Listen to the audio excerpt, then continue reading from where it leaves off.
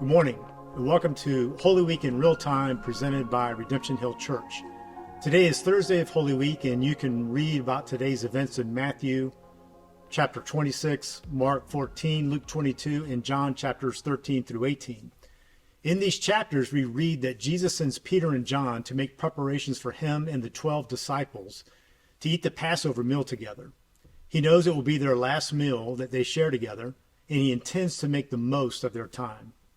As they are sitting around the table enjoying the meal, Jesus gets up, pours water into a bowl, and begins to wash the disciples' feet, demonstrating to them that God's love is marked by humility and sacrifice. He tells them, "I give you a new commandment. As I have loved you, so you must love one another. By this, everyone will know that you are my disciples, if you love one another." The disciples really won't understand the full meaning and impact of this statement until after the events of the next 3 days take place, with Jesus' arrest, his crucifixion, and resurrection. But what Jesus has just said to them is remarkable, if not revolutionary, especially when we consider whose feet it is that Jesus is washing and what he knows will happen in the coming hours. First, there's Judas.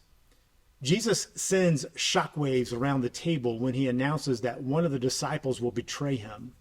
All of them nervously ask, "Lord, surely you don't mean me." But Judas, refreshed from just having his feet washed by Jesus, has already cut a deal with the religious leaders to betray him into their hands for 30 pieces of silver. Jesus, fully knowing Judas's intent, dips bread into a bowl, gives it to him, locks eyes with Judas, and says, "What you are about to do quickly." Judas takes the bread, stands up from the table, and sets off to put an evil plan into motion.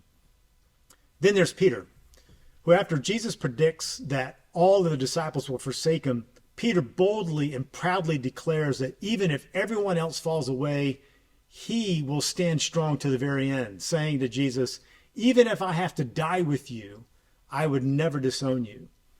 But Jesus tells Peter that before the rooster crows the next morning, that he will deny knowing him 3 separate times. Finally, there's the rest of the disciples who, after hearing Peter's declaration, they're not going to be outdone by him. They also strongly affirm to Jesus that they would never disown him. Actually, through the disciples, Jesus is really washing all of our feet.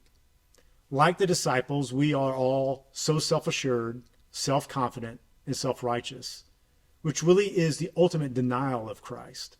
This self-trust is the root of all sin. You see, in Judas, we see humanity at its worst, betraying the truth of Christ in favor of elevating our own self-interest and self-assured version of our own truth. After all, it's my life. Shouldn't I be able to live it on my own terms? In Peter and in the rest of the disciples, we see humanity in its inability to truly love and to sacrifice for others. Despite our best intentions, we fall desperately short. We're cut down by our own fears, needs, and insecurities. But as this Last Supper progresses, Jesus continues to demonstrate exactly how the disciples, and we who will come after them, can not only be washed clean symbolically, but be totally redeemed and set free from the death grip that sin and selfishness holds on our own souls. Jesus takes bread and he breaks it. He says, "This is my body broken for you." Then he takes a cup of wine and he says, "This is my blood, which is poured out for you for the forgiveness of sins."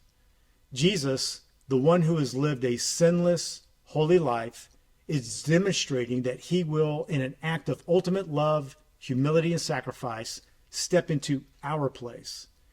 He will take upon himself the judgment due to all of us for our own denial of God the Father and our sin against him in favor of our own self-interest and self-righteousness.